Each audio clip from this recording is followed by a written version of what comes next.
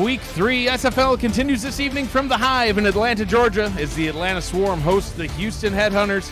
Good evening, everybody. I am Mike Daggs on play-by-play, and I come into this game with a heavy heart. My longtime broadcast partner, Matt Wilson, is no longer with us, passed away on July 15th, a week ago today. Alongside me in the booth today is our longtime statistician, Gerald Smith, who will be joining me for games going forward. With us on stats, Zach Haldorf and Axel Raven. You're watching the Simulation Football League presented by APM Music. Gerald, how are you doing tonight? Doing really great. Seems like it might be a good night for some football. Hope so. Two franchises with storied histories in the league, Gerald. Houston is in its 14th season, Atlanta in its 12th. They've played a combined 313 SFL games, and yet somehow, some way, this is only the third time they've ever played each other. Houston won both of the previous matchups, with the most recent being all the way back in season 11, nearly 4 years ago to the day. The Headhunters are off to a great start this season at 2-0, but the Swarm are coming off a win after back-to-back road games. Tonight is their home opener. Your thoughts on tonight's matchup? Well, we got to figure out who scheduled these guys only. Their last match was 4 years ago, but it looks to be something that should be going pretty good for both these teams. I mean, they both, won last week, so we'll see how it's going to go. All right, well, let's, as Matt Wilson would say, there's only one way to find out, and that's on the field. So we will get down to the field and get this one started momentarily. The Atlanta Swarm are wearing some throwback uniforms today.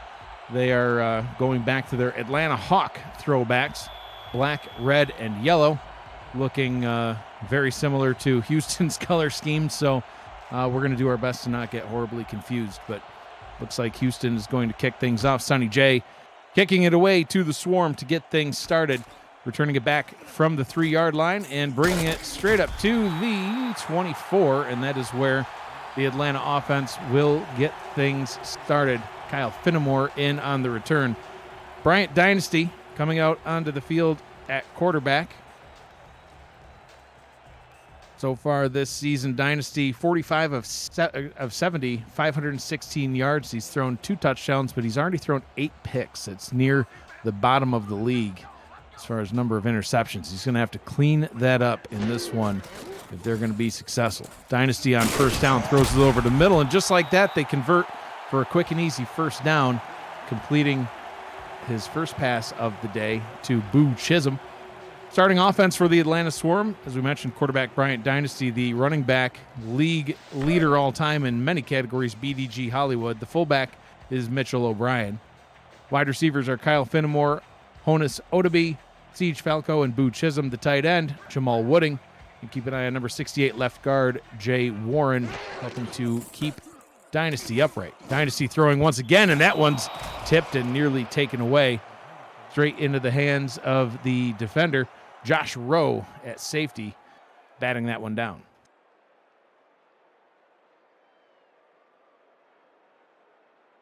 Brian Dynasty is going to have to reel that in because they haven't had a good completion percentage so far this season, but we'll see how he can maybe clean some of that stuff up going forward. Well, this is probably one way to do it, going into the rushing game, it looks like. Been fooled before, and I'm fooled again. Dynasty gets it into the hands of Hollywood. His first touch of the day is famous spin and then breaks the tackle, gets past midfield and tackled at the 47-yard line. That's a very good route for him to throw right there, too, just to get some confidence back under him. Like I said, he had 2 tough games the last 2 weeks, even though they came away with the win last week. Just some safe throws for him to get him comfortable and in the groove. And, hopefully he can, get his team going forward. Trips formation on first down and 10.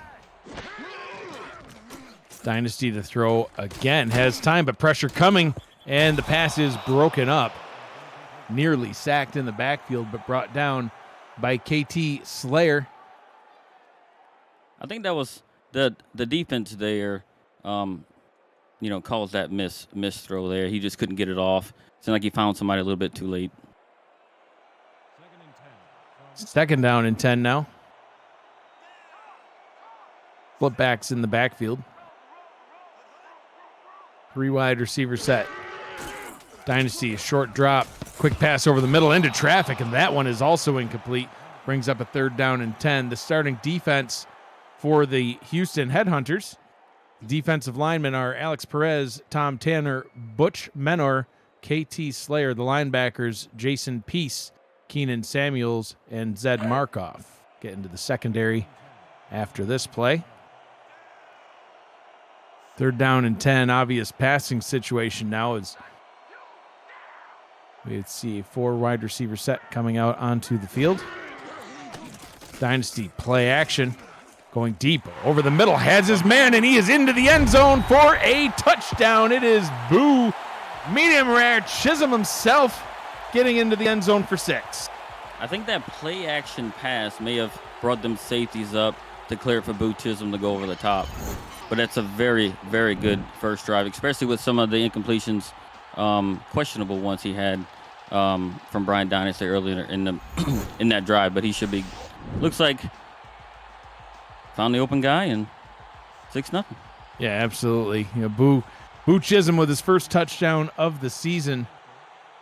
And it comes on the Houston opening drive on a 3rd down and 10. And, honestly, Gerald, I was a little surprised that they did a play action on a 3rd down and 10 because I thought, do they really think that somebody's going to hand the ball off on 3rd and 10? But I guess when you have BDG Hollywood in the backfield, yeah, you might hand it off on 3rd and 10.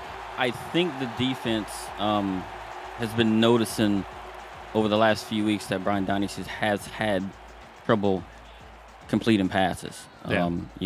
His completion percentage isn't the greatest. So when they hit the play action, maybe they thought it was given to him, and the safeties came up and they threw it over the top. Yeah, absolutely. His completion percentage on the season so far coming into tonight's game, 64.3%. It's 23rd in the leagues. Gonna have to clean that up, but hey, what a better way to do it than throw a passing touchdown on your opening drive. So now it's time for Houston to get started on offense. See what they can do is they have a 1st down and 10 from their own 24-yard line. Coming out onto the field on offense, Dave Burr in at quarterback. 3rd season in the league, all with the Houston franchise, formerly the Hyenas. First play from scrimmage is a handoff to GP Wells. Wells had an incredible game last week against the Mexico City Aztecs. Far too good of a game, if you ask me, Gerald, but I might be biased there. 2nd down and 11, loss of 1 on his first carry tonight. Yeah, he spent his first season in Sioux Falls and came over to Houston this season, and he did. He made trouble for Mexico City last week. Offside I formation on 2nd down. Burr will throw, has time, finds an open target, and that one is good for about 10.9 yards. It sets up a 3rd down and inches as he hits the tight end, Mo Jones. Starting offense for the Headhunters, quarterback Dave Burr. We've already seen GP Wells at running back, fullback John McCool. The wide receivers, Isaiah King IV, Mike St. Green, and DR Sim, also Greg Corky. 3rd down and inches is going to be a 1st down. There's also a flag on the play. Tight ends are Mo Jones and Talon Steele. One of the defenders there jumped off sides. So they could either accept it or not. They will accept it. It takes away the rushing yards for Wells. I think it probably netted them an extra yard. So either way, 1st down keeps the drive going. And they're looking pretty good so far. They're having a nice mix of run and pass right now. Burr in the gun, running back, flank to either side. Pressure in his face real quick on that one, but he gets the pass away, and that one is complete to Mike St. Green.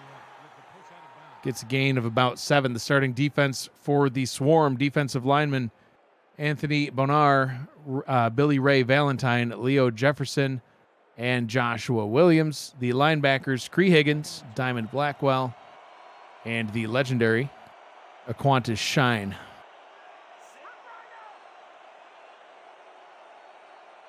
Second down and about 2.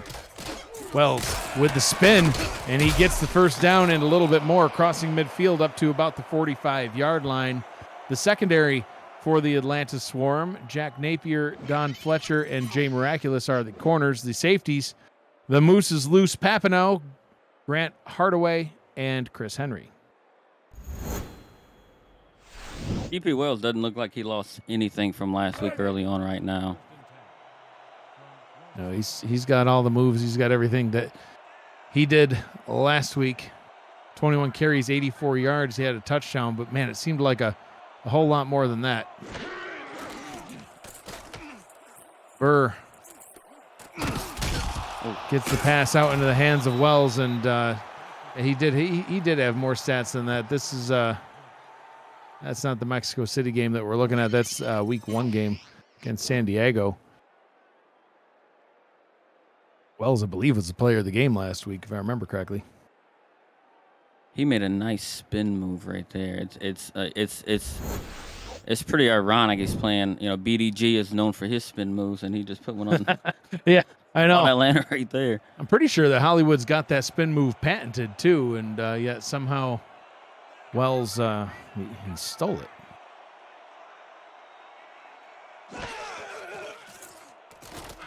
Burr on first down gets a quick out route into the hands of Mike St. Green once again.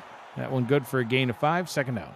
This drive for Houston is seeming to be pretty efficient, right? They're getting good runs, giving it to GP Wells, even dumping it off to him, and getting good high percentage passes through receivers.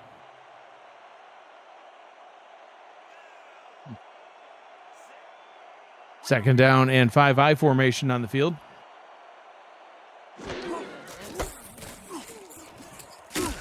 Another run right up the middle. That one almost good for a first down. Will bring up a third down and inches. If you are new to the SFL, the Simulation Football League combines traditional sports, esports, and a role-playing game into one. Team strategies are being executed in real time by our simulations as real-life players compete on the virtual gridiron. For more information about the SFL, you can visit our website at simulationfl.net. The SFL, we put the fan in fantasy. Third down and inches, and Burr is going to put it into the hands of Wells, and another first down and another flag, Gerald. This is going to be very interesting. It could be a few different things, right? It could be a face mask on him. It could be an offensive holding call. And it's going to be an illegal block in the back, it looks like. Clipping being called on Houston. And that is going to take that first down and erase it and bring him back 15 yards. That's painful. 3rd and inches to 3rd and 15. This is going to be very interesting. It puts Houston in their first 3rd and long of the game. They've been pretty efficient up to this point, and we're going to see how they handled this situation. So they'll mark it officially at a 3rd and 14. As we see Houston out in a 4-wide receiver set, they go play action on 3rd and long, and they're going to throw it only about 2 yards past the line of scrimmage. Gerald, you can't do that.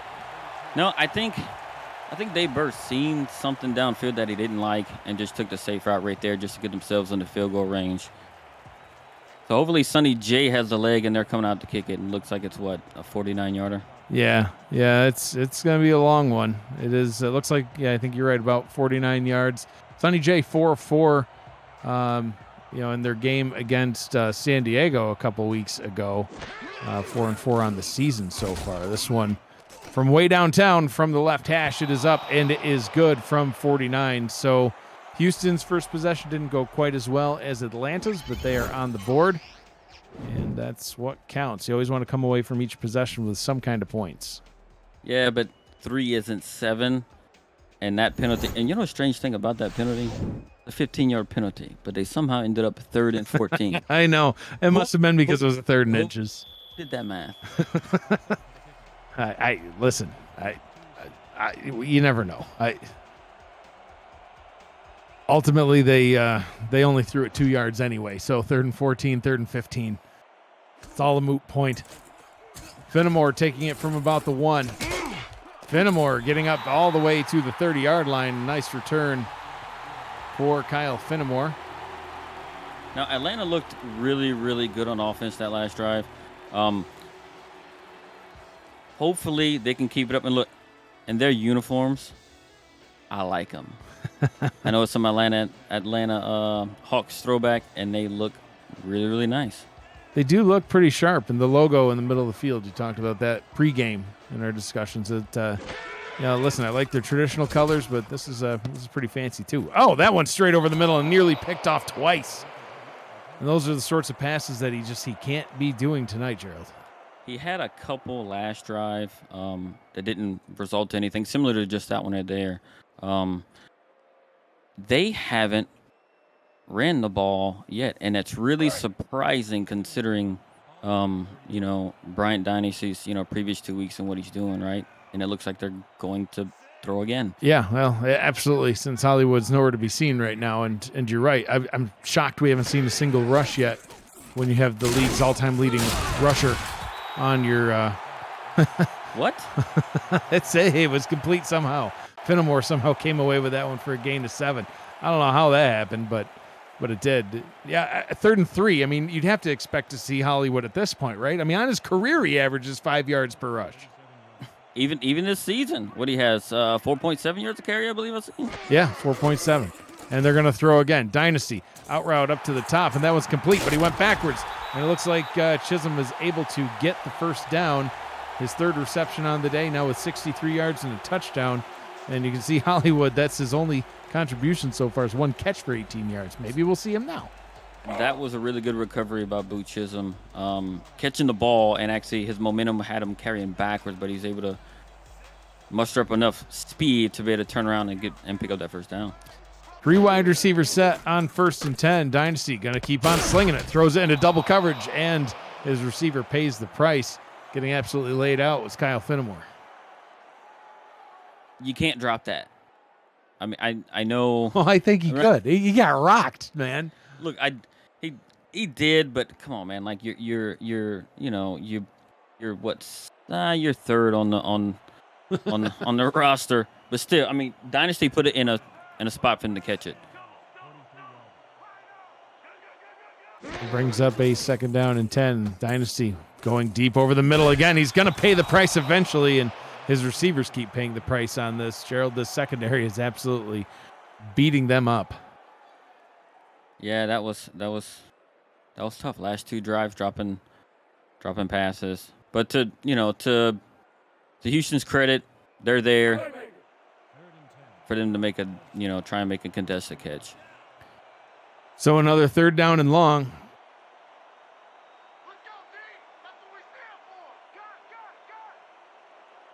Once again, throwing it. Dynasty. Another deep throw down the right-hand side. And wow, DeMond has to be kicking himself right now. His players have had passes from Dynasty in their hands more than the Swarm players have had it in their hands, and they can't come away with the pick. Just on this drive alone, what was that? 3 batted passes, and one Fenimore picked up off the bounce. And I still can't believe they have not given the ball to BDG. Yeah, I know. That's we'll have to listen. I can hear Matt in my head right now. I can't shake it. I know what Matt would say. He'd say BDG Hollywood's going to be on the side of a milk carton at some point as a missing person. I go, where have you seen this man? Where is BDG Hollywood? We'll see if he shows back up at some point. But yeah, for now, Houston's back out on the field, and I imagine we'll see some rushing out of this offense. GP Wells, here's some corrected stats for you. Only 15 carries last week, but 225 yards and 2 touchdowns. See what Wells can do on this one. This one's going to go for about a gain of 3. But he's a danger to break one through at any point. He had a long of 87. His yards per carry last game, Gerald, were 15 yards. He averaged a first down all 15 times he touched the ball last week. I have no words. That's unreal stats. Atlanta stacking the box. Definitely playing this rush. GP Wells doesn't care. He gets the first down anyway. Just keeps running straight up the middle, spins past the defenders, and, there's another first. Well, we're all looking for BDG Hollywood, and who knows, he may have changed his number to 20 and his name to GP Wells because he's looking like, BDG right now, just in a Houston uniform.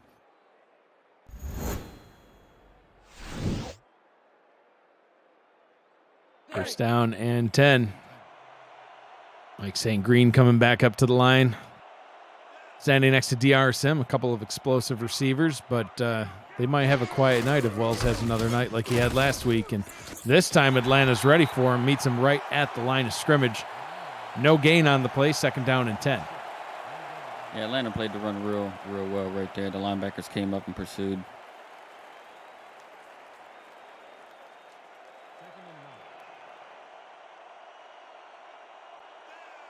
Four wide receiver set on 2nd down, so it looks like Burr might take to the air this time. Nope, play action. No, it wasn't even play action. They were going to hand it off right back to Wells. He's going to run right back into the defenders, Gerald, and 3rd and 10 now. Yeah, linebacker came up and says, yep, I hear y'all talking about him being BDG. That ain't happening. That's my teammate. Well, that was Laquana Shine that just made that tackle. So, listen, if there's a guy that I don't want to anger in the league, it's that man. He's bigger than me. 5 wide receivers on 3rd down and 10, and that pass is going to go for enough yards for a first to none other than DR Sim. That was a pretty big catch. The defense did really well stopping the run on those first 2 downs, and for the defense to give up that 3rd and long could prove give them some troubles on this drive. Speaking of big games last week, DR Sim, 7 receptions, 187 yards, and 2 touchdowns. Between Sim and Wells, they just absolutely had Mexico City's number. Burr over the middle. This one is complete. Talon Steele getting involved in on the passing game. That one goes for 7. That was a nice, safe route. Credit to the tight end. He found that empty space about 5 yards right past the line of scrimmage. Looked like they was playing some sort of a deep zone. He found the open space, and Burr was able to hit him. On 2nd down and 3, it looks like they might go back to the rushing game. Offset I formation, and they do. Wells this time wrapped up in the backfield. And Gerald, it looks like Atlanta may have adapted early on in this one. They were getting beat at first in the rushing game, and now these past 3 rushes have gone for a grand total of about -3. Well, you got that Hall of Famer back there. I mean, he's not a Hall of Famer for nothing, right? That's true. Calling the signals on defense. So, seems like he told him to shut it down. GP Wells, 8 carries on the day. Another flag, and this one's going to go for big yards. DR Sim, and he's almost all the way to the end zone, tackled at about the 1-yard line. And shaking his head. Who was this penalty on? That was another one on the defense, so this one will be declined. Neutral zone infraction. So Burr, he knew it was a free play, and he decided to take a shot, right? And he found DR Sim running that corner out, and he just streaked down the sideline. I think he's at the 1. Yeah, they're at the 1. DR Sim now with 59 yards already on 2 whole catches. But before this next play can be started, that's the end of quarter number 1. So 1 quarter already in the books in a fast-moving ball game. Atlanta out in front here at home, 7-3 over the visiting Houston Headhunters. You're watching the Simulation Football League, presented by APM Music. Just like that, Gerald, quarter number 2 is about to get started. Commercial breaks instantaneous. Heavy formation on the field now on 1st and goal from the 1. Wells, who's met at the goal line and stopped at the goal line, literally tackled at the goal line. It'll be 2nd and goal from the goal line. I don't know how you can get on the goal line and not have a touchdown. Because the ref says so. R62 knows his rule book. He not does. necessarily the official SFL rule book. Now Wells gets another shot at it, and just like that, Waltz is in for 6. I don't even think he got touched that time. Gerald, he's in the end zone. Touchdown for Houston. Yeah, they were really, really efficient on this drive. Last drive that they had got them back with that penalty and put them in a 3rd and long, and they couldn't convert. But this is the drive that they wanted last drive. And for them on this one, it resulted in the 6 points they were looking for. Yeah, absolutely. 10-play, 74-yard drive, resulting in a 1-yard rushing touchdown. Pretty evenly split, as far as passes and rushes. I mean, it's now 6-3, but overall, I mean, when your running back is doing as well as GP Wells is so far in this one, it's hard to argue with rushing a little bit more than the pass. The SFL is partnered with Rare Drop and Rare Drop Sports to advance live events and distribution. Live and in-person championship weekends, rookie drafts, and community events are all in the works. You can check out SFL games on their Twitch channel Friday through Sunday evenings and follow Rare Drop Sports at twitch.tv/RD Sports. I'm Mike Diggs on play-by-play. I'm joined in the booth tonight by Gerald Smith,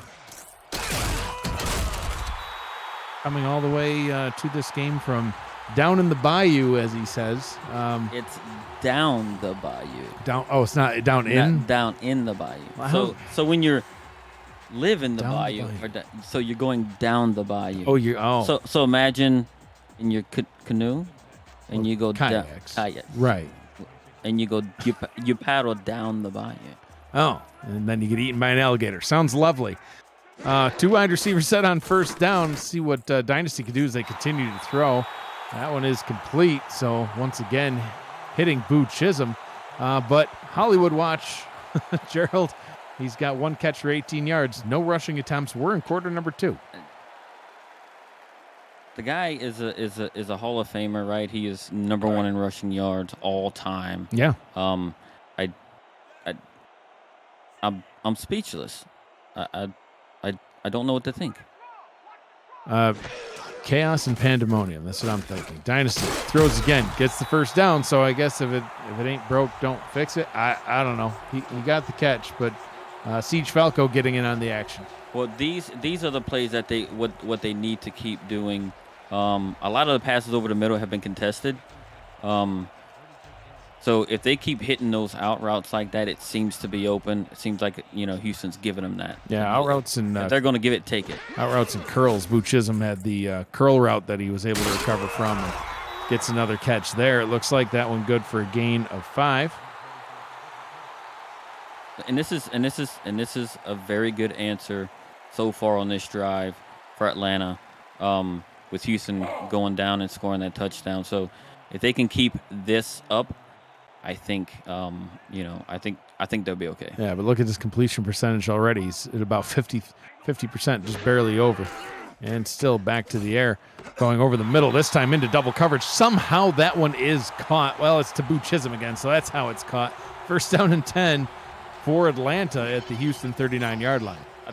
I think Bryant Dynasty, I'm going to call him the gunslinger for this game, because he's just gunslinging and threw it right in between two defenders right there. So, fortunately, Boo Chisholm was able to sneak right in between there. And look, and Dynasty threw a good ball to him so he can make the catch. Chisholm's already at almost 100 yards. He's got 97 on the day and a touchdown already. And pumped, and that one's going to be a sack. Tom Tanner getting into the backfield and bringing Dynasty down. And, if they're just going to keep passing all game, Gerald, the defense is going to expect it, and they're going to be able to rush. Yeah, the defense had good coverage there. It looked like he had Dynasty out in the flats. I don't know if he saw him. Chisholm? Hollywood. Yeah, Hollywood, yeah. What did I say? You said Dynasty. Dynasty's the quarterback. He can't throw it to himself. I mean, he could try. There goes Dynasty throwing right now. He's hitting Siege Falco once again, out route up to the top. Listen, you're new at this. You're trying to fill the biggest shoes in SFL analysis history. You took on a big task tonight. Those are some big shoes and big wheels. Big wheels, right? talking about Matt Wilson. So yeah, I'm gonna have my growing pains, but I'll power through. You're doing great. Dynasty play action, because of course he's not going to hand it off, but he does throw it over the middle into quadruple coverage. But hey, it's a completion. What do I know? Chisholm's over 100 yards now on the day. 113 on 7 catches. Well, it seems like if Dynasty is in trouble, he knows where Boo Chisholm is going to be and he's going to throw him the ball. Look at this. Right in between. It had to be timing. It's like he knew where Boo Chisholm was going to be at that time and threw it to a spot, and Chisholm was right there. First down and 10, right on the outside of the red zone. Oh my gosh, Gerald, an offset I formation, 2 wide receivers. Could it be? Could it be? Dynasty, no. Dynasty to throw. BDG Hollywood in the block, and Dynasty throws it to the turf. I don't know if it's mid. I'm assuming that Jamal Wooding slipped. His route back to the ball was strange. Yeah. Not really sure what happened on that one. What happened is a 2nd down and 10. 8 plays so far in this drive, 55 yards, 20 away from the end zone. 2nd down and 10. Short drop by Dynasty, throws over the middle into traffic once again. Completion up at the 5-yard line. 1st down and goal now. Getting it back into the hands of Siege Falco. Yeah, and what is that? Siege Falco's 3rd catch of the day. It's been all Boo Chisholm, right? And when they start looking at Boo Chisholm, turn to Siege Falco. You also have Honus Odeby and Kyle Finnemore. Finnemore with 1 catch. Odeby so far with none. He's got as many catches as Hollywood has carries. Will that get changed now? Nah. Why not? We'll just throw it to him, but he's going to run out of bounds, so that one's going to go for a loss of 2. So that actually takes away from Hollywood's total on the day. You look distressed right now. I do, because I'm like I think Dynasty led him too far, and that stuff, or he held on too long. You got to, if you're gonna throw it to Dynasty, here I go again.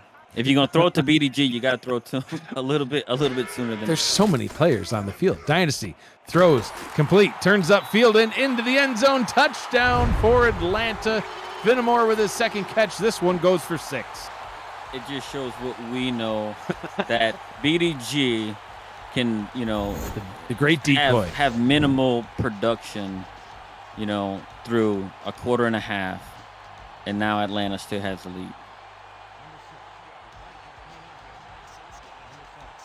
Well, that they do. Another touchdown, another passing touchdown. So, listen, Dynasty struggled in the first couple of games with picks. So far, he's got none. He's got 2 touchdowns on the board. Like he said, what do we know? Extra point try is up, and it is good. 14 now on the board for the Swarm. 10 for Houston. They'll get the ball back. Sammy Steele's extra point was good once again. The SFL produces over 400 live events each year, but don't miss community content creators and their creations. Catch SFL Nights with AJ Stryker, Say It With Your Chest, Netma, and more, covering Season 19 and beyond. To check out archived versions of community shows, you can visit simulationfl.net and click the logo for your favorite form of SFL entertainment on our homepage. Now we're going to see how Houston's going to respond. I mean, they had 2 good drives early on to get the 10 points they had. On their first drive, it was set back by that penalty, and they just couldn't overcome that. But they haven't punted. No, they've done well. They had an 11-play drive and then a 10-play drive. Both of them were a little over 4 minutes. Like you said, they were efficient, and they were with plays like that one right there. You see DR Sim getting another catch. That one's good for 6. But, hey, if you can average 6 yards per play, that's a first down every 2 plays, and, keep it safe. Just take what the defense is giving you, and that's what I've seen out of them so far. Yeah, and why would you stray from that? GP Wells is running great when they give him the ball, even tossing to him out of the backfield. Yeah, absolutely. He's 10 rushes. His average isn't so good. I mean, it's deceiving. He's only averaging 1.9 per carry, but he's had a lot of big runs and spins. This one's going to be a pass out to the left, and that one is once again complete. Steele with another reception. Credit to the offensive line for that pass being completed. Burr had very, very good protection to be able to let one of his receivers get wide open.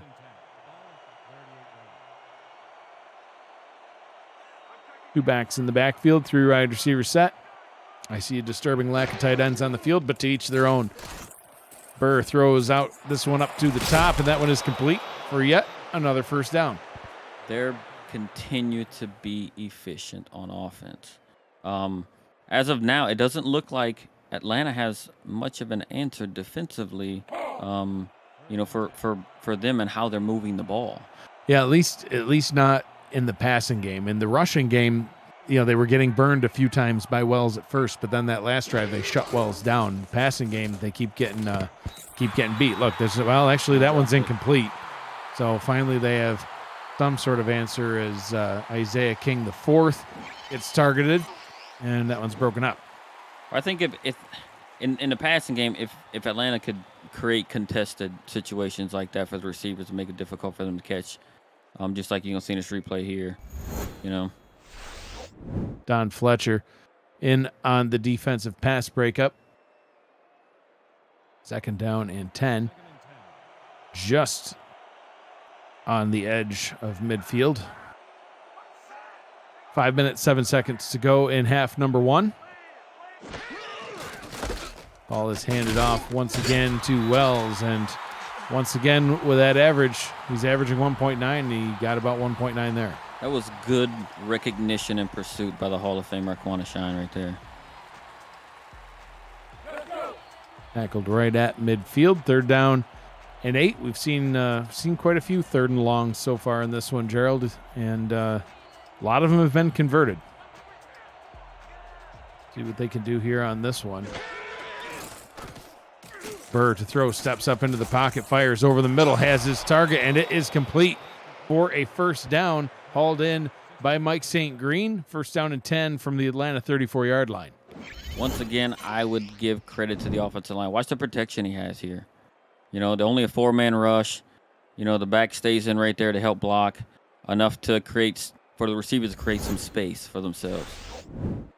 It's impressive for an offensive line that doesn't even have any highly regarded offensive linemen. Some teams they invest heavily in some talented offensive line. Houston's not one of those teams, and yet they're still able to get it done, at least in the passing game. The rushing game started off strong. Now it's another gain of only 1. Yeah, and they're running GP Wells just enough for them, it seemed like, to keep Atlanta honest on what they're doing, right? And they seem to have, fixed the rushing issues. High snap, but that one is hauled in by Berg, gets the pass away and gets another nice gain. DR Sim getting the catch, making it a 3rd down and inches as we see comparison of the top 2 receivers on either team. This might have been Atlanta's game plan going in, though, Gerald. I mean, if you look at the stats, Houston so far this season, they're a top 5 team in rushing yards per game, but they're near the bottom of the league in passing yards per game. So maybe they thought, well, let's see if we can just stop that rushing attack. And but now the passing attack's actually burning them. Another completion for another 1st down, this time at the 18-yard line. They're back in the red zone. And Houston may have prepped for that. They may have prepped their game plan and said, hey, look, they don't think we can run the ball. They don't think we can pass the ball as well as we can run it. And thought that, hey, look, they're going to try and shut down GP Wells. And they're doing a pretty good job of it right now. But it's actually opened up some of the passing game, it seems. Burr checks it down into the backfield. This one going into the hands of the fullback, John McCool, and that one's going to go for a loss of 1. And, Gerald, you're speaking of prep, game planning, that could also explain the lack of BDG Hollywood. Houston has been allowing only 42 yards per game in the on the ground in the first couple of games so far this season. That's best in the league, so maybe they thought they would just attack that secondary, which is ranked 21 right now.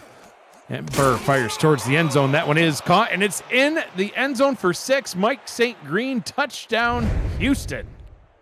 That was a perfectly placed ball. And again, I'm going to say it for the 3rd time, like they're just being so efficient right now on offense. Wow, look at that read. He led Mike St. Green right where he needed to go. And there was a little pocket right there that when he hit that post right there, he threw it right there in that space, and there was no defenders there.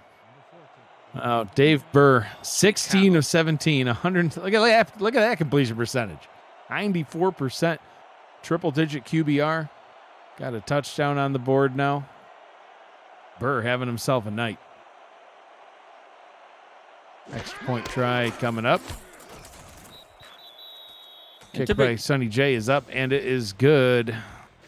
Houston back out in front. 17-14 over Atlanta. And Burr is throwing for over a first down per attempt. Yeah, he is. Yeah, averaging 10.2.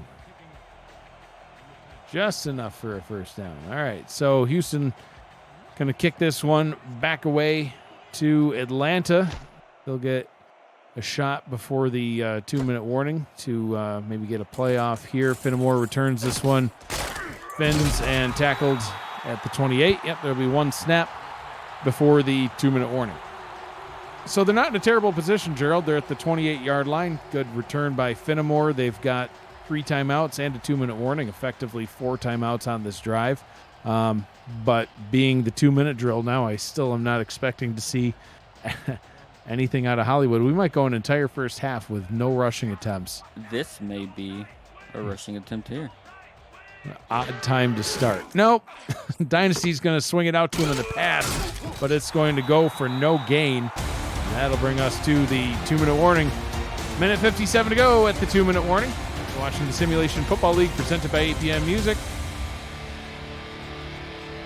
And what has been, I don't know, an odd first half. Not what I would have expected from Atlanta. It is. Maybe not. I just want to see BDG run. There you go. And there goes BDG Hollywood. There he goes. And that's There he what handed to Hollywood. Crossing the 40 all the way up to the 30, breaks a tackle and brought down at the 26. Where have you been, sir? That is why I've been baffled and distressed this entire first half. Because this is the type of result you can get with BDG. BDG Hollywood, averaging 46 yards per rush right now.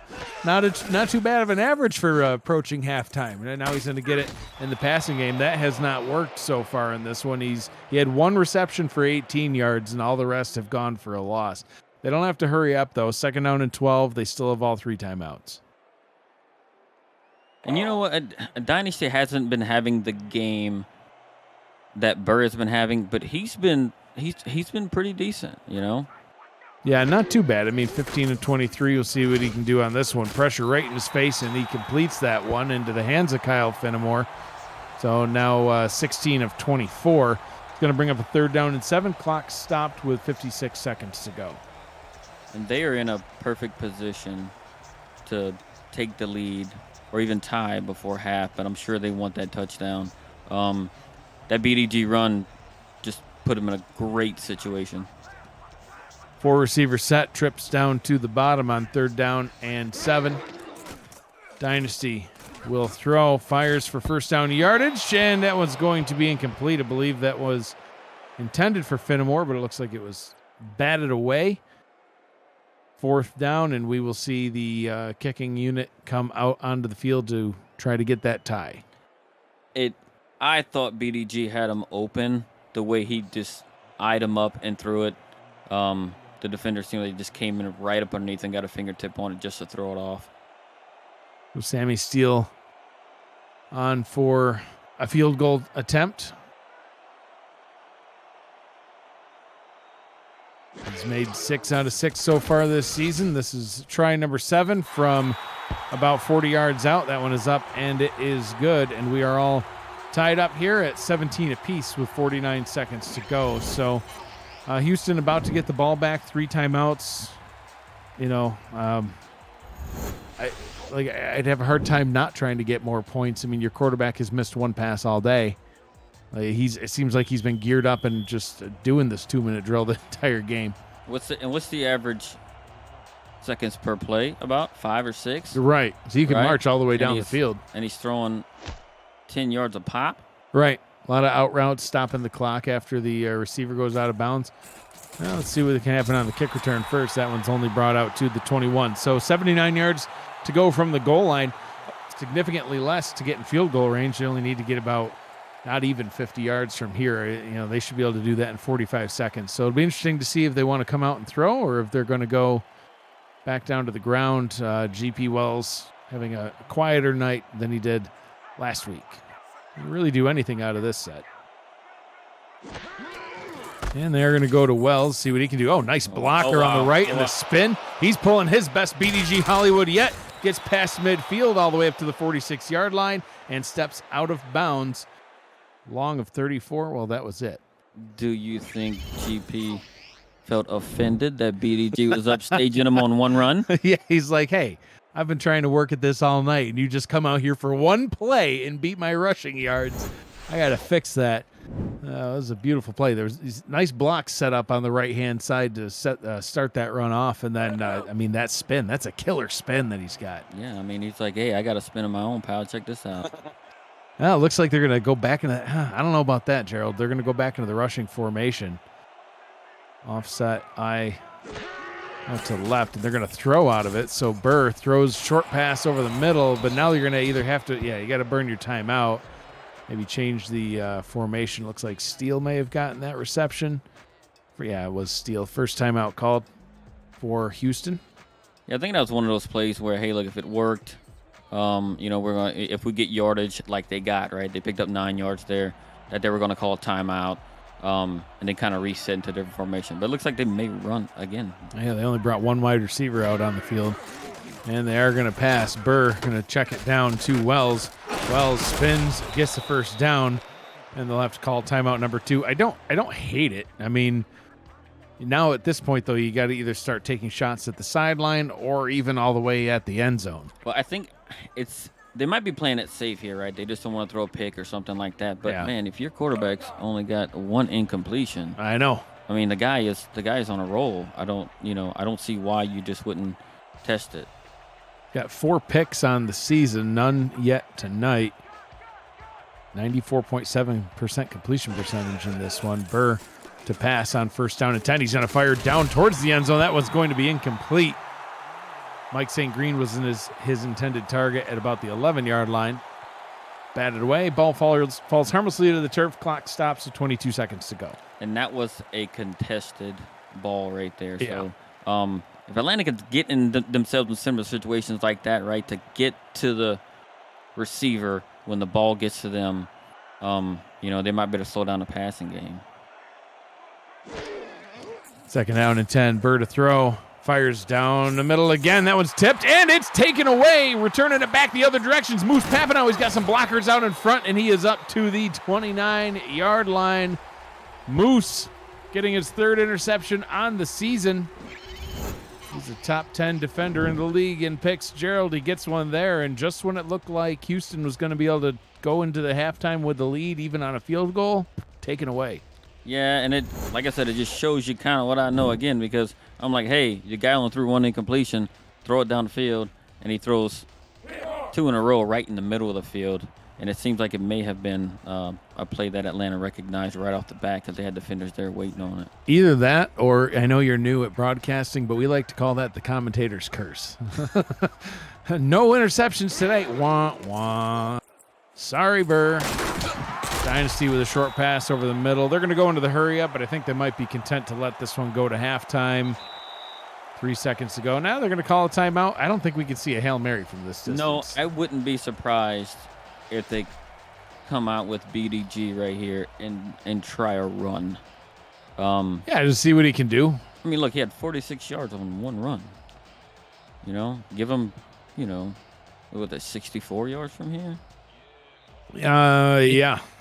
I think he's got some gas in the tank for that type of run. I mean, he's ran one time tonight, so he might still be fresh. We'll see. Might. We'll see. It was one long run, but still. Now let's see what they do. Now Dynasty will throw. He's just going to do a short pass over the middle to Siege Falco. That will bring us to halftime. Houston gets the ball to start half number 2.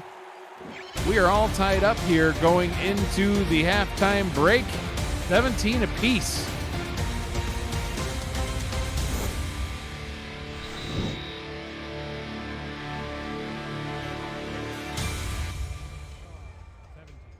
So 2 quarters in the books, Gerald, and neither team is out in front. We're going to have a second half that's basically like the first half didn't even happen.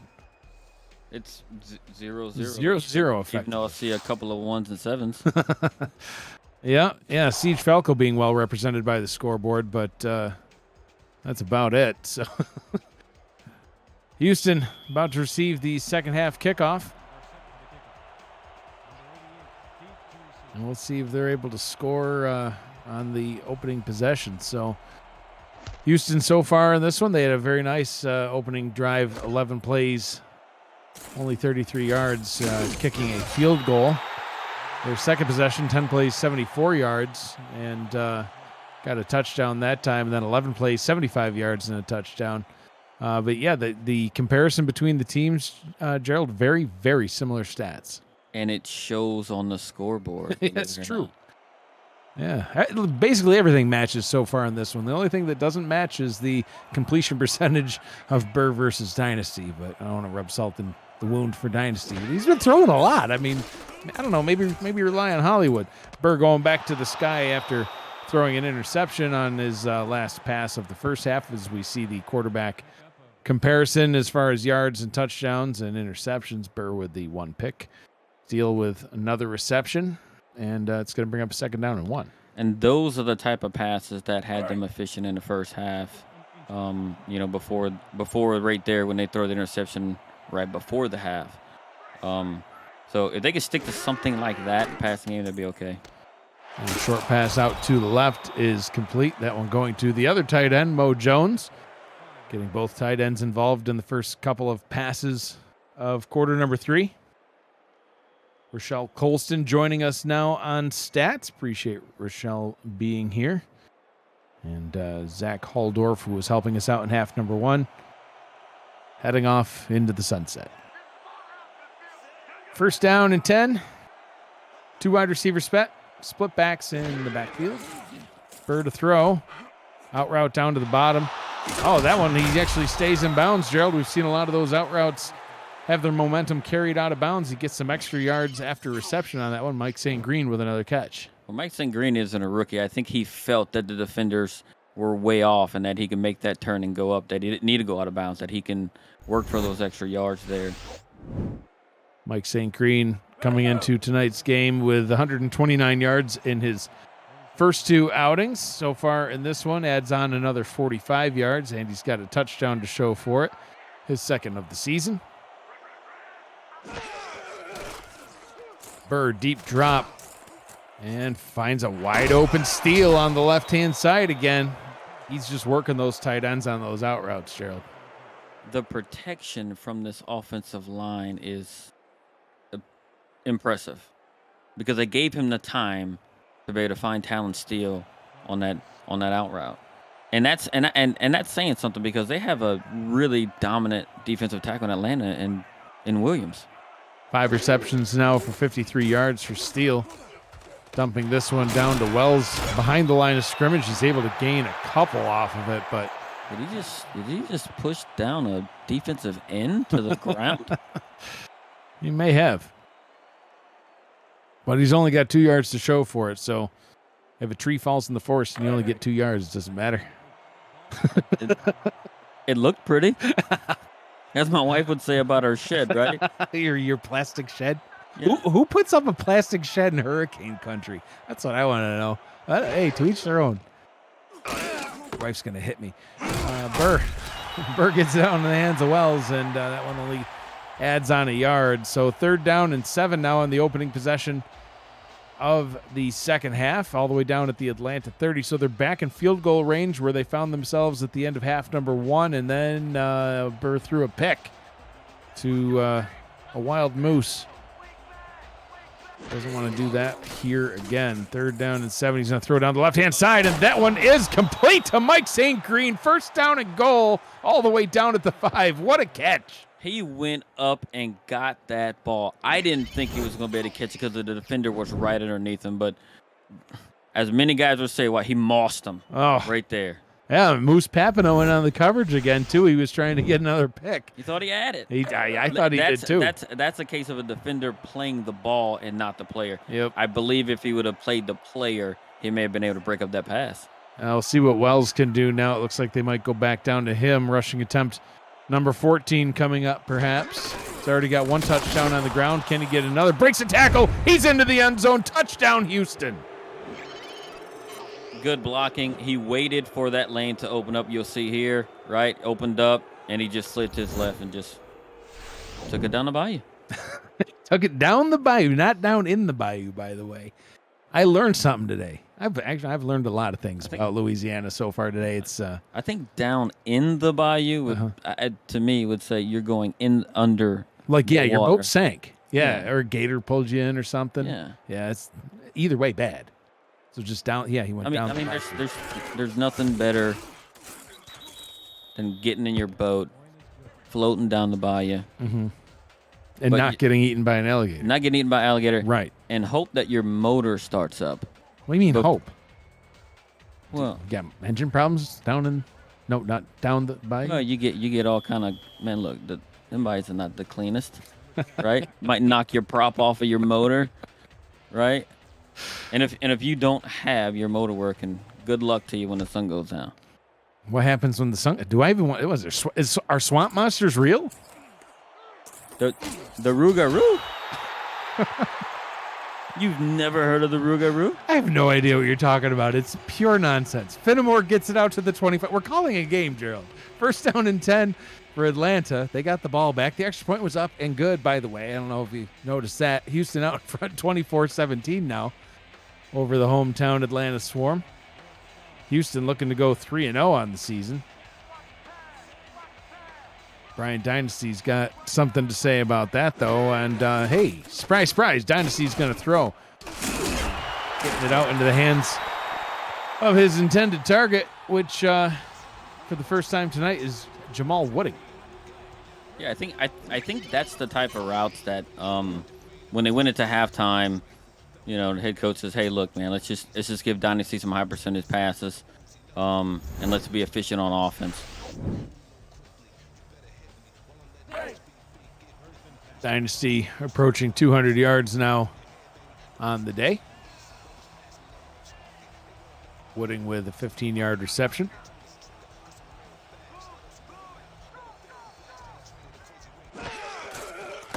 Hey, look at that. It's Hollywood. Look what Hollywood can do, Gerald. He can break for long runs. He spins, he breaks tackles, he jukes, he gets it all the way down to the Houston 35-yard line. He's got 2 carries on the day. He's averaging 35.5 yards. Why have we only seen him run twice? Maybe they were saving him for the second half, which makes no sense to me. No, because he's averaging a touchdown per 3 rushes right now. Like, feed the man the ball. Yeah, or come out in a 4 wide receiver set. That's an option. I tell you, you're killing me. But hey, they're able to hit Siege Falco. They get a first down. Those out routes are working. They just have to be safe with that ball. Not to curse Dynasty, but he hasn't thrown a pick yet, at least in this one, and that's on 28 pass attempts. He's got 2 touchdowns, no picks. So he's had a bunch of incompletions as he's thrown it into traffic a lot of times, but. See his stats there, 19 of 28, 209 yards. Yeah, and I think these runs by Dynasty is getting Houston thinking a little bit. Dynasty pumps. Oh, he's going to go down. He's sacked back at the 29-yard line. Firing in there real fast is Tom Tanner once again. It's his second sack on the day. Yeah, he wasted no time. When Dynasty pumped, that was it. He gave that left tackle a rip move and just...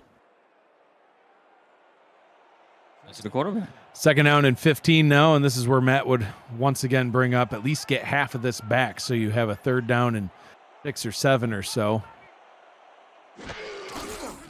You're going to hand this one off to Hollywood, and Hollywood says, all right, well, I'll honor Matt on that one. I'll get half of that back. Third down and 8. And it was an odd call, I thought, considering they were throwing the ball quite a bit. But it did look like it took Houston off guard there. And it absolutely destroyed Hollywood's average. He went from 40 yards per carry to 19 in one run. Third down and 8, 4 receiver set. And it's going to be a play action. Dynasty throws over the middle, and that one's good for a first down up to the 7-yard line. Looks like he hit Boo Chisholm. Well, of course he hit Boo Chisholm once again. Chisholm now with about 130 yards on the day. When you need a catch, throw it to Boo Chisholm. Throw it to Boo. Hey, he just got into the Hall of Fame, inducted into the 2022 Hall of Fame class, along with my little boy, Jeffrey Daggs, and several others. Marcus Dunhill got into the Hall of Fame. Colin Northrup got into the Hall of Fame. It was a great Hall of Fame ceremony. Rich Pratchard got into the Hall of Fame. And Dynasty throws towards the end zone, trying to hit Chisholm once again. I saw him rear back and throw that pass down the middle. I put my hands on my head. You're like, don't do it. And then I was gonna say, Dags did it. The commentators curse. It wasn't me. Huh. Yeah. Actually, well, he was trying to hit Jamal Wooding. See, and I respect that. Throwing to the tight end in the end zone. It's a good move, but did not work in that case. So. But if at first you don't succeed, try again. And this would be a perfect time to throw a swing or screen to BDG, I believe. Well, you might see it. Keep an eye on him down in the backfield. Dynasty is going to throw a corner towards the end zone, trying to hit Siege Falco, and just overthrows him. They're down and goal. I think that was a quick read. He didn't really have anything. And that left defensive end there, he kind of started coming in pretty quick, and Dynasty just said, "Hey, let me just throw it away." You know, and Gerald, I got to point out, like, curse the SFL schedule writers for not giving us this matchup more than 3 times ever in league history. This is a great game so far. Their first 2 games were 1-score games also. Dynasty over the middle, and that one's going to be good for 4, but it's going to bring up a 4th down and goal from the 3. And, they're down by 7. I'd be tempted to go for it here. I think it's too early because if you don't get points here, it's put you in. You have a whole nother quarter. It's almost a quarter and a half. I know it would still only be I like to play aggressively. I guess it would still only be a 1-score game unless, of course, Houston's able to get even a field goal on their next drive. Then it's a 2-score game. You may as well go for 3, and they do. The kick is up from 19 yards and good, cutting into Houston's lead, 24-20. Esports TV is partnered with the SFL to bring sim football to millions of homes over the next 2 years. ESTV is the world's first 24/7 live, linear, and video-on-demand esports channel, available everywhere through your smart TV, on your phone, through Roku, Amazon Fire TV, and more. You can visit estv.co to learn more about its programming and to find all the ways you can catch SFL action on their network. Kick taken back up to the 23-yard line, and Houston will be back out on offense. If I'm not mistaken, I do think that the Houston offense has not punted the ball. Every drive they have driven into Houston territory, and they did have that interception before half. But that's the only drive where they didn't score was on that pick. And I think Atlanta was thinking with that last thing that, hey, let's take the point. GP Wells with a handoff on 1st down and spins past a couple of defenders. Gets tackled after a gain of 6. Quana Shine had seen enough of those spins. Brings him down. 2nd and 4.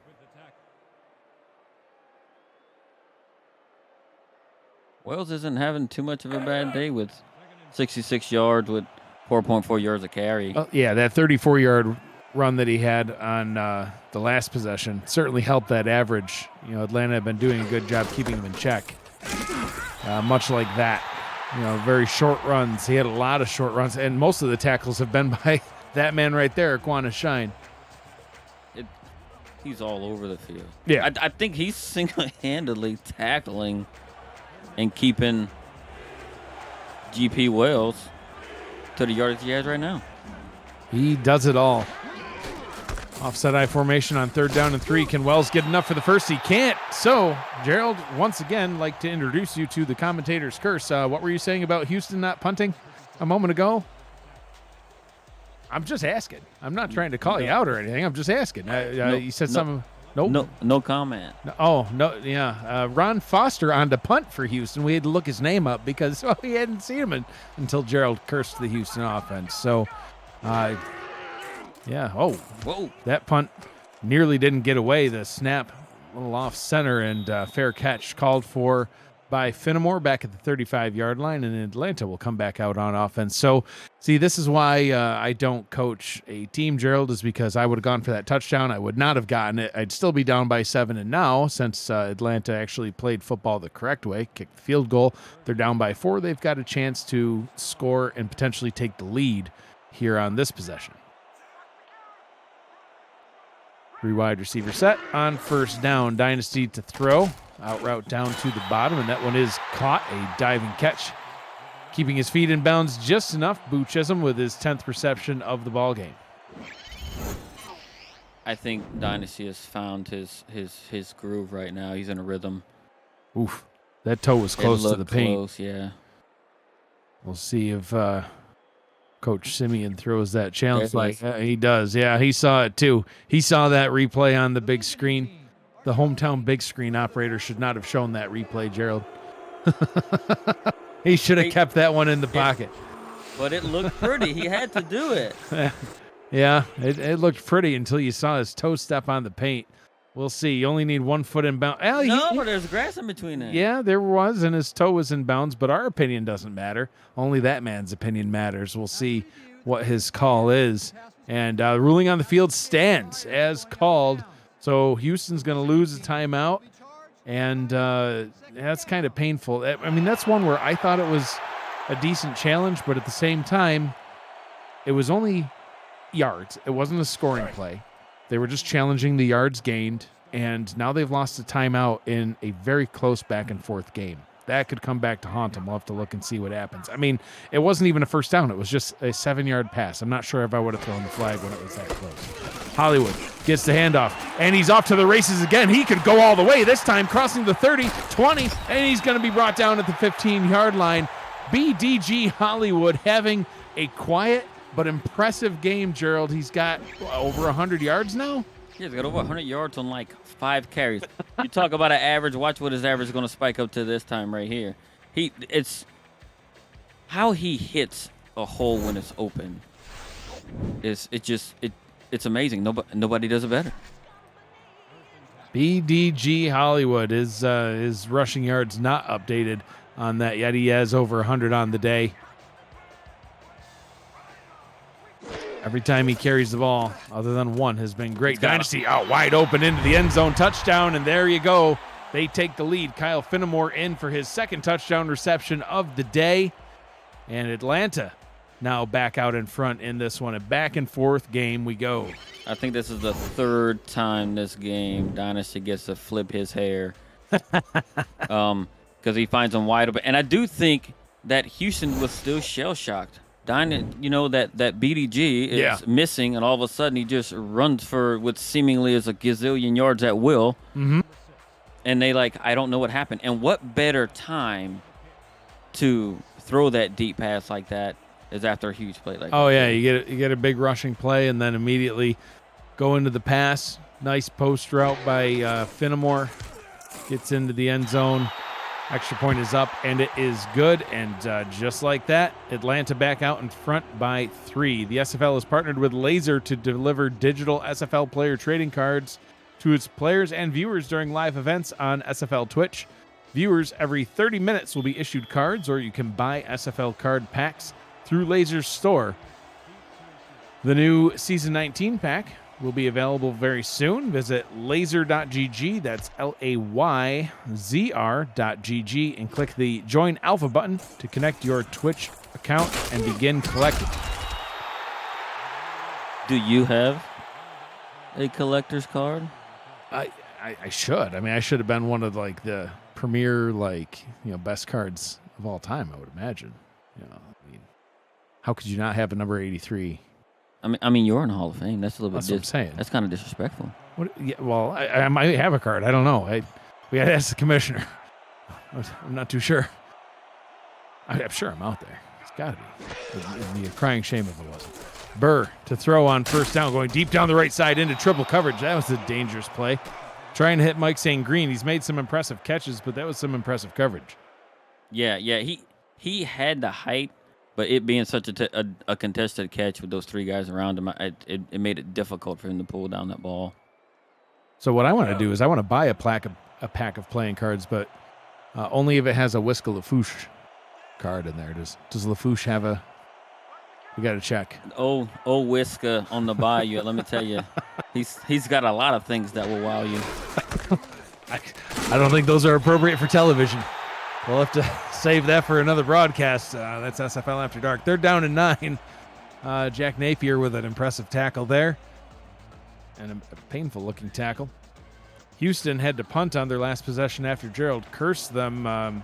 Could there be a back-to-back curse at this point with 3rd down and 9 looming? 5-receiver set. Burr to throw. Fires past the line to gain, and that one's going to be swatted down and incomplete. And after Cree Higgins made a very, very good play right there. Because I don't think if he doesn't get his hand out, I think it's complete.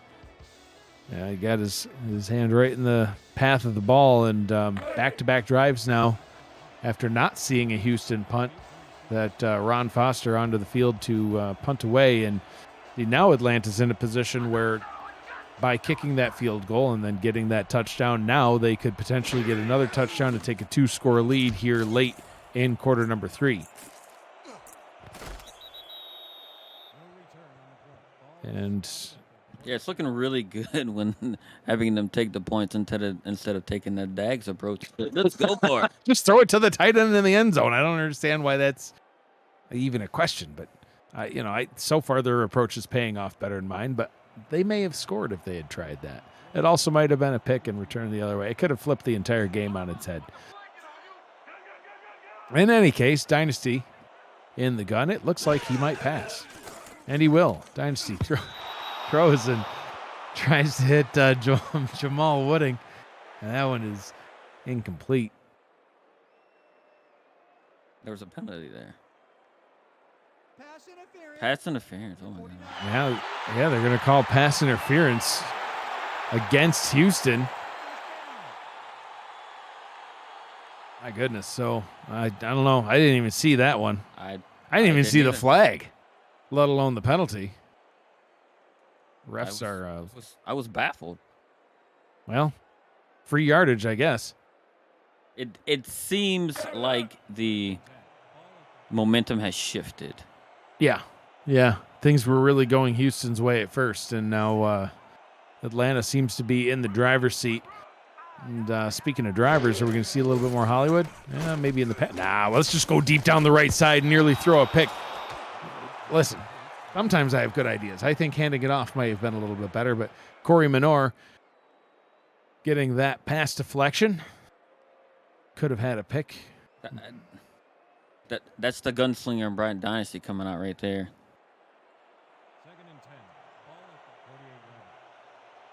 Mon Simeon asking how many picks has his defense dropped in this game? 37, I think. 37 picks could have been had. Dynasty play action on 2nd down and 10. Going deep down the middle into coverage once again, and that one's incomplete. Gunslinger indeed. I think Dynasty overthrew it possibly on purpose. It's one of those things right when he reared back to throw it, he's like, maybe this is a bad idea. Let me put a little extra gas on it so it doesn't get picked. Yep. He's still got a triple-digit passer rating, but his completion percentage is paying the price for this gunslinger approach. But I guess, hey, they figure worst-case scenario, they can always just hand it off to Hollywood and get another 40-yard run if they need it. So why not see what the passing game can deliver? Dynasty up top, but it's going to be short of the line to gain by 2 yards. From the Houston 44, I wouldn't be surprised to see the offense stay out onto the field. I think they should attempt, or at least attempt to try and draw them off sides. Yeah. Because it could really change the game, and they're coming back out. It could really change the game if they pick it up. You also have a running back that's averaging 24 yards a carry, Gerald. I hand it off to him. He can make it to the red zone. Why not?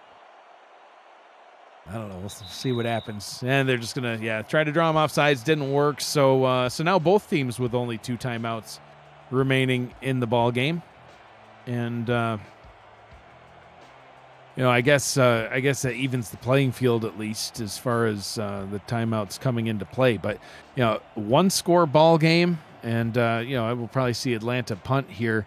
But the only other 2 times these teams met, it was a 1-score ball game. All the way back in season 8, So 11 seasons ago, they met back in February of 2017 in Houston.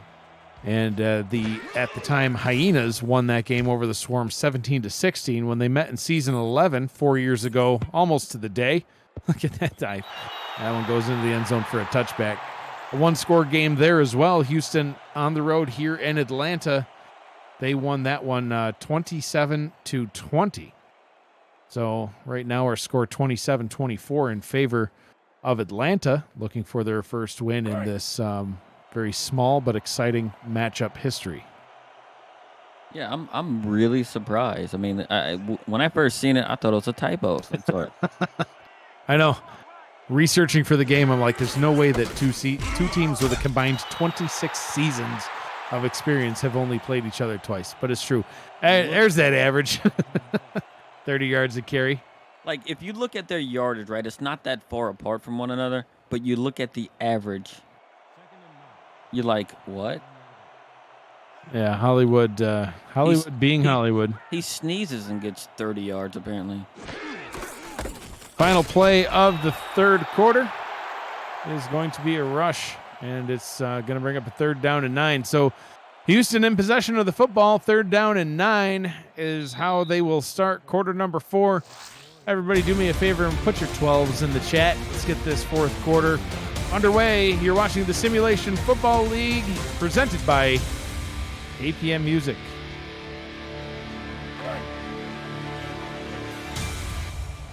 Matt Wilson, we're thinking about you all broadcast long. I miss you, buddy, so much. I'm Mike Daggs, joined in the booth by Gerald Smith. Rochelle Colston and Axel Raven with us on stats. 3rd and 9. Burr will throw. Pressure coming. Down he goes. Sacked back at the 14-yard line. And that's going to put an end to another drive. Gerald, they hadn't punted. You mentioned it. And now punt, and punt some more. They do. Welcome to the broadcasting team. I did it. I did it. Welcome to the broadcasting team. I don't want to take credit for it, but I did it. Unbelievable. The defense is really to be credited with adjusting. We saw them adjust early on with the run. GP Wells started off pretty strong. The defense adapted. They shut down the run, but then they were getting gashed in the passing game. They adapted here in the second half. Some halftime adjustments were made, and they've really done a good job of taking Dave Burr out of the equation. And he's still got great stats, but he finished the first half with only 1 incompletion outside of his interception. And now he's missed enough more where they have not been able to move the chains yet. Out route and a little bit of a late hit, but Finnemore with his 7th reception on the ball game, good for 5. And if Atlanta keeps up this type of, efficient offense, like they've had, I think, especially with the field position they started with here, I think they can start. Not that they will. They can start possibly putting the game away. Hollywood. Can he get 30 on this one? No, he spins past a couple of defenders and only gains 2. So down the average goes. I was losing my mind when he was spinning. I'm like, this dude's gonna go. He's gonna break. Every time he touches the ball, you just expect him to get 40 yards. That's all we've seen today. It's a 3rd down and 3. If it was me, I would put it right back into Hollywood's hands. I mean, the fact he only got 2 yards on that one was an aberration. I mean, it's averaging quite a bit more, but I'm kind of expecting to see a dynasty throw, and we do. That one going to be over the middle, and it's picked off. Oh, going back the other way. I don't think there's anybody in his path. He's going to take this one all the way back to the house. Returning it is Josh Rowe, and he's into the end zone. Touchdown, Houston. Gerald, that was a bizarre-looking play. I think the receivers got their routes mixed up. We're going to see here on the replay. It looks like, no, I do, looking back, I think Dynasty misplaced his ball. I think maybe he got confused who he wanted to throw to because they were crossing right in front of each other. Boo tried to make the adjustment, but he just couldn't do it. Josh Rowe getting his 4th pick now on the season. That is his first pick 6 of the season, 5th in his career. And that's going to put Houston back out in front. So Houston has got to be absolutely elated right now. Their offense stalled out on 3 drives in a row, and things, like you said, momentum had shifted towards Atlanta, and now just like that, they are back out in front in this one. APM Music is unrivaled music to bring your stories to life, inspiring every production with the world's most robust and constantly refreshed music collection, state-of-the-art technology, and world-class customer service. APM Music is the official soundtrack of the Simulation Football League. To explore their library and to find the perfect track for your projects, you can visit apmmusic.com. You're talking about being elated. I was elated.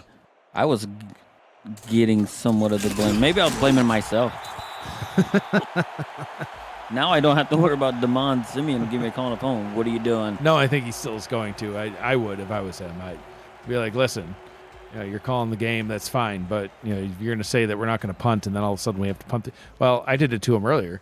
He's probably going to yell at both of us. I said Dave Burr hasn't thrown a pick all game. What happened on the next play? Or he's going to blame me of my voodoo magic or something. Some sort of weirdness down in the body, down the body, wherever. Swamp monster. Dynasty throws over the middle into traffic once again. Dangerous pass after dangerous pass, trying to hit Jamal Wooding. And that one falls harmlessly to the turf, 2nd and 10. I think from Dynasty, that was let me take a shot pass, a little bit of an anger pass, like I need to get the ball down the field to try and, fix the wrong there. Wasn't quite the... Yeah, that wasn't the play to do it.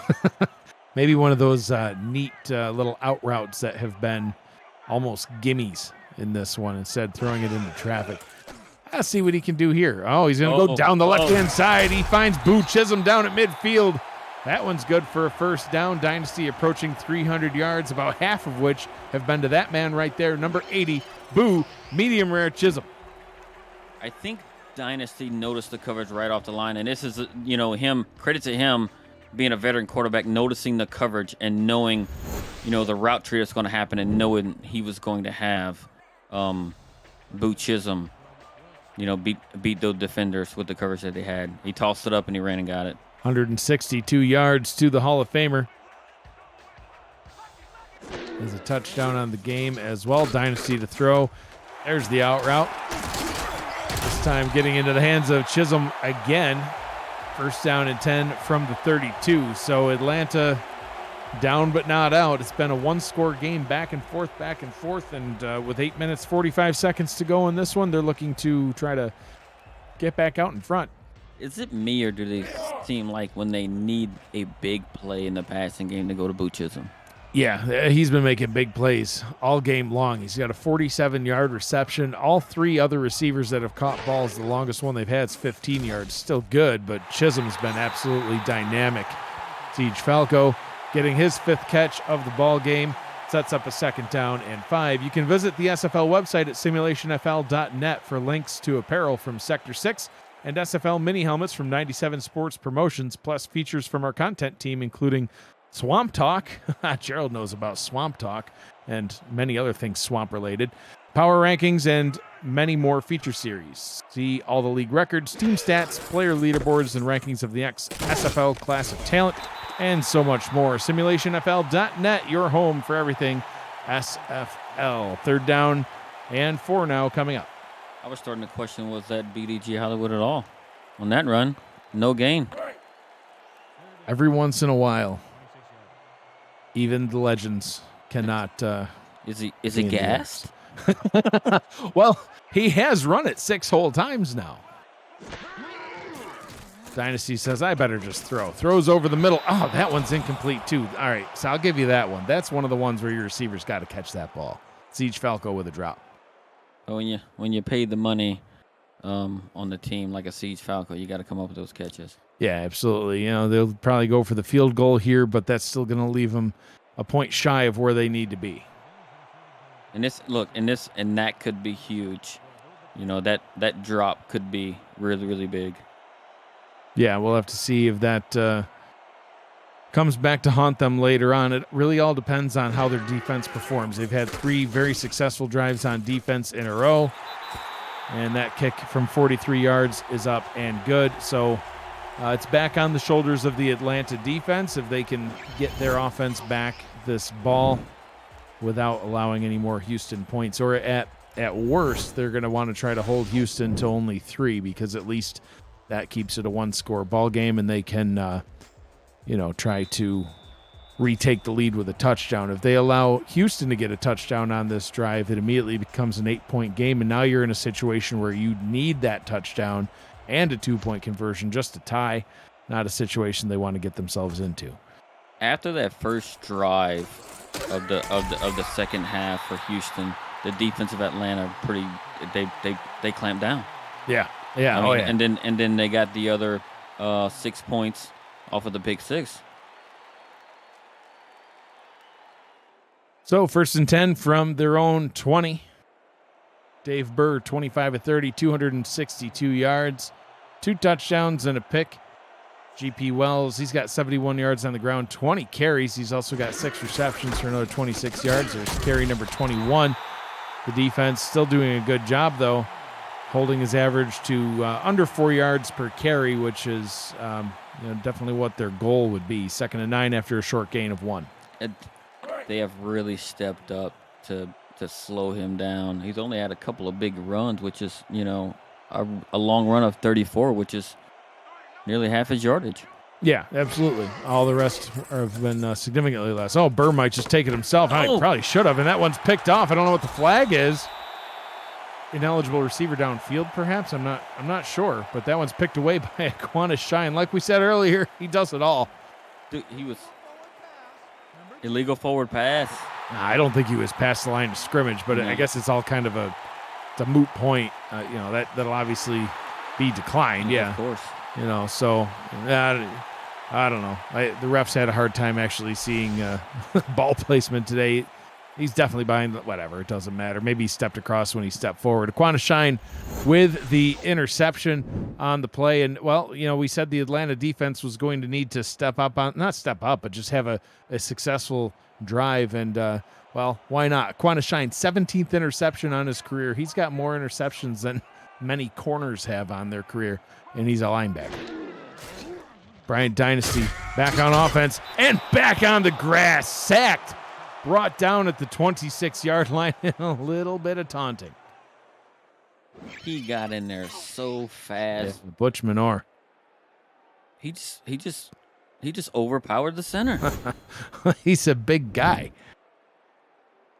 6'3", 310 pounds. That's what Matt would have called one of the buffet boys.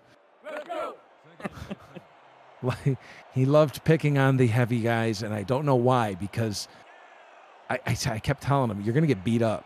One of these guys is going to get mad, and they're going to absolutely beat you up. Dynasty on 2nd and 16 gets it into the hands of Hollywood. Hollywood with room, tries to spin, gets brought down. Tackled at the 15-yard line. Rowe with the tackle. And that's going to set up a 3rd down and 5. So got more than half of it back there.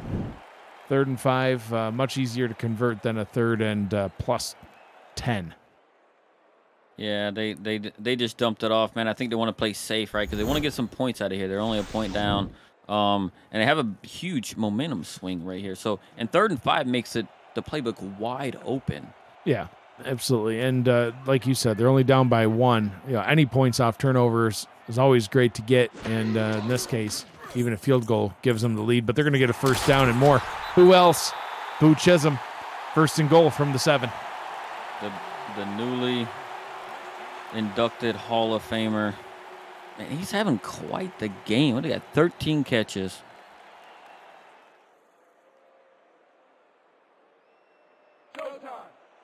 First down and goal. We just received some confirmation from Corey Minor that Butch Minor does indeed enjoy a good buffet, so that explains a lot. Offsides penalty, but it's not going to matter because BDG Hollywood is in for an Atlanta touchdown.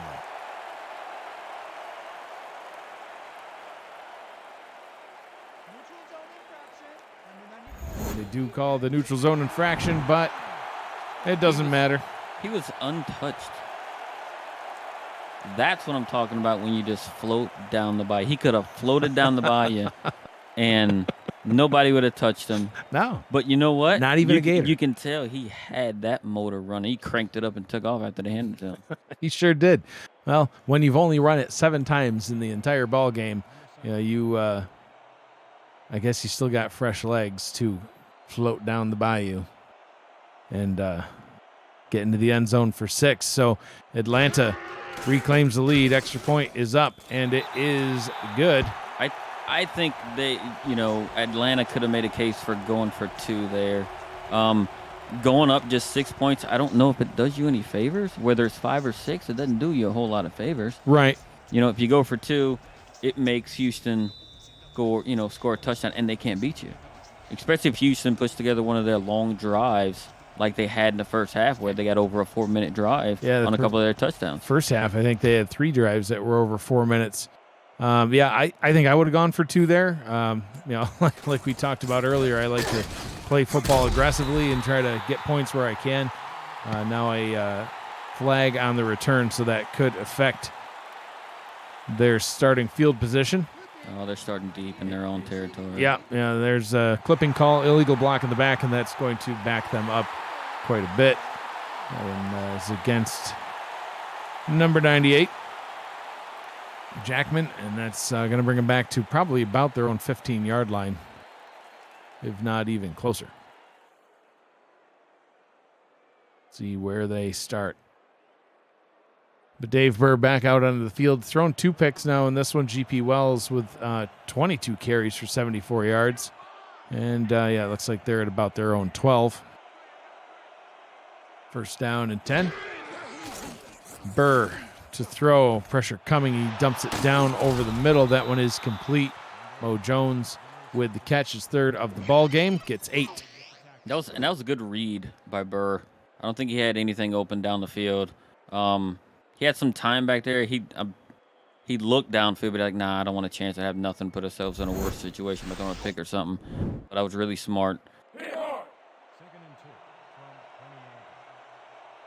Second down and 2. 2 backs in the backfield now for Houston.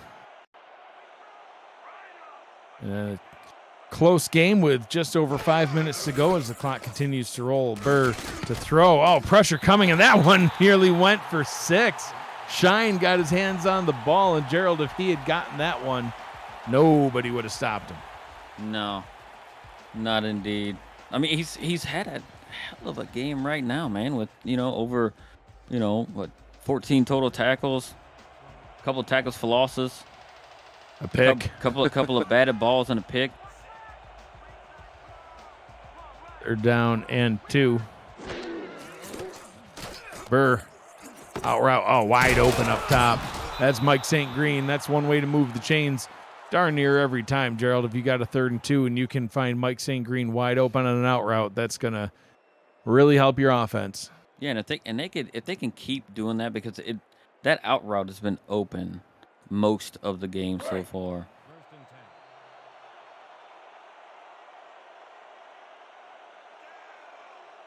I formation now on first down. Looks like they might try to go back down to Wells. Wells with almost 100 all-purpose yards on the game. He's not going to add to that total there. 74 yards on the ground. He's got another 26 through the air. These linebackers are playing ridiculous right now. Yeah, absolutely. Flying all around the field, especially Shine and Blackwell. Burr, deep drop. He's going to go deep over the middle, and he's got his man. It's DR Sim off to the races, down to the 10, and he's brought down, tackled at the 11-yard line, chased down from behind. I thought he was gone, Gerald, but that sets Houston up in great position now with 4 minutes to go in the game. I didn't expect Houston to take that shot, but look, he's got to step on him. Yeah, got right past Papineau. And Papineau creeped up. Maybe thought he was going to deke and dunk like I would have done down the field, right? Maybe a couple of those short routes, and he let the Hall of Famer get behind him. Combined over 800 yards of offense by these two teams. Most of it all been through the air. Wells absolutely leveled in the backfield. Oh, that's not Shine. That's Cree Higgins with the tackle for a loss. Brings them down at the 13-yard line for a loss of 2. Yeah, these linebackers are making themselves known in the run game, that's for sure. Yeah, absolutely. And back to the sky they will go with an empty backfield. Burr, 5-step drop, short pass over the middle. That one, a short little lob pass. It's complete, but that sets up a 3rd down and 8. So field goal really doesn't do them any good. I mean, it makes it a 3-point ball game, but you're still losing with 3 minutes to go. If they don't get the first down here, you think they might go for it? Yeah, I think it's 4-down territory for a couple of reasons, right? So you got here, and you're down a touchdown. And if you don't get it, you actually pin Atlanta pretty deep. Burr, play action, fires into the end zone, and it's in the back of the end zone, and it's out of bounds. Just out of bounds was Greg Corky. And the field goal unit's coming out onto the field, it looks like. So I'm not sure. I saw Sonny J running out there. I don't know if they're gonna kick the field goal. I would have agreed with you, Gerald. I would have thought it was 4-down territory. I'd also like a second. If I'm DeMond Simeon, I'm throwing the flag. I want a second look at that potential touchdown. He looked out, but I don't know. Maybe they have 2 timeouts. Maybe he got a sneak look at it and realized that it wasn't worth challenging to lose that timeout. But man, Corky's got to know where his feet is. Yeah. He's got to know that. Well, the field goal is up and it's good. So 3-point ball game, and we're gonna see with less than 3 minutes to go. We're gonna see an onside kick try. I don't agree with this. Yeah, let's see what Sonny J can do. And he kicks it deep into Atlanta's hands and returning the ball. Oh, I thought he might be able to start running with that one, but now that sets Atlanta up in great starting field position already at the Houston 37-yard line. King on the hands team. Getting that ball. I don't understand that decision because you're basically almost giving them a field goal. They get 3 or 4 yards and they're in field goal range. And not only that, they know that. So Hollywood can run the ball here a few times, chew up some clock, burn those last 2 timeouts that Houston has. And there's another offsides penalty by Houston and another nice run by Hollywood. I'd probably decline this penalty. They'll probably take the 1st and 5 instead of a 2nd and 3, but either way, Atlanta's in the driver's seat now. Right, they're in field goal range already with the 5 yards here. Because if you go for it right there, you put yourself up in a better field position wise, right? Playing the odds. If you don't get it and you're stuck at the 8-yard line, right? If you force Atlanta to punt deep in their own territory, you have you get the ball back. Very good, short field. Yeah, especially only down by 3. I mean. If you, like you said, if you get that stop on Atlanta deep in their own territory and get the ball back, you're going to get it in darn near field goal position right then. You can at least tie the game back up. But, well, here we are. They're at their own, the Houston 32-yard line, and BDG Hollywood able to surge forward up to the 25-yard line now with 139 yards. He was non-existent in the first half, now with 139 yards and carrying this team on his shoulders to what looks like it could be a victory. And that run there shows you what fresh legs would do to you at the end of a game. Yeah. He's able to basically carry 2 guys for about 3 or 4 yards to get the first down. Hollywood, 8 carries, 128 yards, long of 46. Dynasty's going to hand it to him again. They could have actually let that go all the way to the 2-minute warning, but instead they'll hand it off to him. It'll be 2nd down and 10. 2 minutes to go in this ball game. It's been back and forth, an exciting game all game long. It will prove to be an exciting finish, too, I would imagine. Watching the Simulation Football League presented by APM Music. I'm Mike Daggs, joined in the booth by Gerald Smith, Rochelle Colston, Axel Raven with us on stats. 2nd down and 10. Houston with 2 timeouts left, so they can only stop the clock twice. See what happens. Hollywood, he's hitting the backfield, but he's able to break through. He gains 4. Houston will burn one of those 2 timeouts. going to be a 3rd down and 6. So, Houston's lucky, very lucky right now that Atlanta snapped that ball before the 2-minute warning because, 1, they didn't have to, and 2, if they hadn't snapped the ball beforehand, right now it would only be 2nd down and they'd only have 1 timeout left. And Atlanta would be able to burn a lot more of the clock off. But here we go, 3rd down and 6. Hands it off to Hollywood. Can he get the first? He can, and that's going to do it. That's going to be the ball game because Houston burns their final timeout. 1st down and goal, and now all Atlanta needs to do to go 2-1 on the season is kneel this one away. So Hollywood, quiet in the first half, key in the second half, really led this team to a victory. Yeah, I mean, when you're running for a gazillion yards a carry, and then you're on fresh legs at that. Right. Especially now, right? Typically running backs at this stage of the game, they tend to get tired, and the defenders, they make them a bit easier to tackle. And him being able to pick that 1st down just sealed the game. Yeah.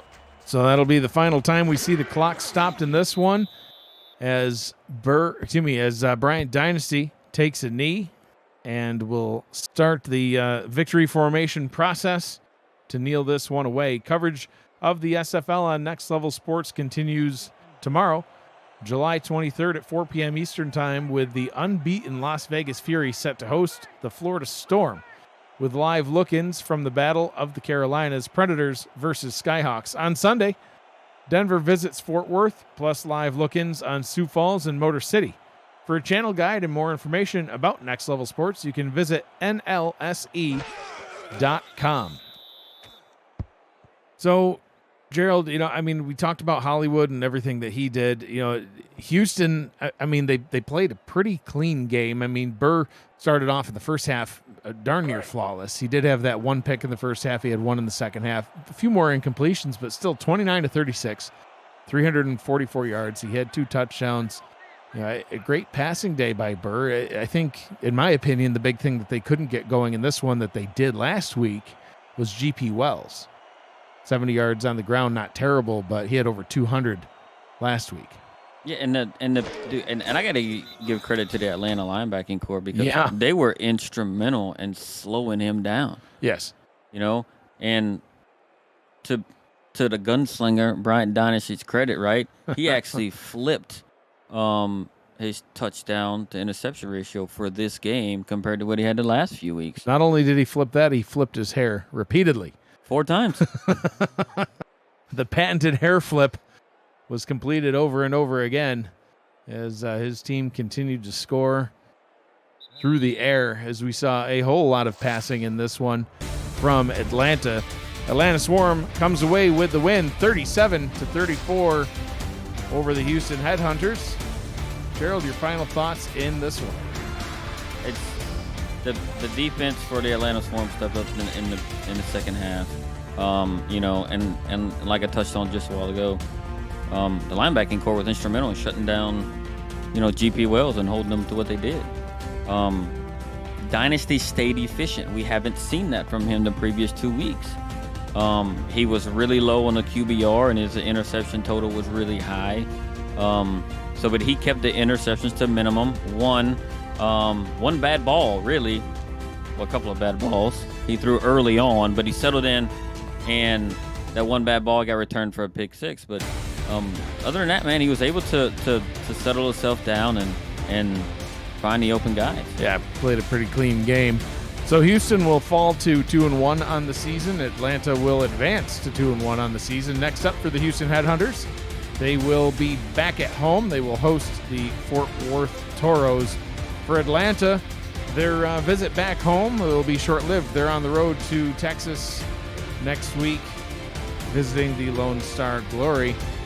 Tomorrow's slate of games, like we mentioned earlier, kicks off at 4 p.m. Eastern Time. Florida at Las Vegas. Ramos Lynn and Mark Lopez will be on that call on Next Level Sports. Colin Northrup and Rick Northrup will be on the Charleston, Carolina game that will have live look-ins and bonus coverage on that Next Level Sports game. We also have Lone Star Glory and Your Louisiana Revolution, being called by Justin Reside and Josh Zirkle.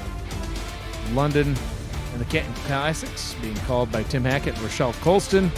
Seattle at Los Angeles, Stephen Hacker and Jay Hayden. Jacksonville at San Diego. Liam Crowder and Brett Solberg. That's all tomorrow. So a full day of SFL action continues on throughout the weekend. We got games Saturday and Sunday. Simulation Football League action returns in Week 4 on Friday, July 29th at 6:30 p.m. Eastern Time.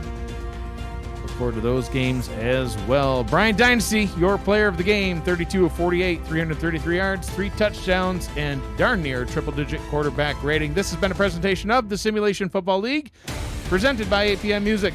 For Gerald Smith, Zach Holdorf, Axel Raven, Rochelle Colston, Cameron Irvine, and Matt Wilson, who will always be with me in spirit, I am Mike Dagg saying thank you for joining us. Be kind to one another and be like Matt and always choose happy. Thanks for joining us, everybody. We'll see you next time.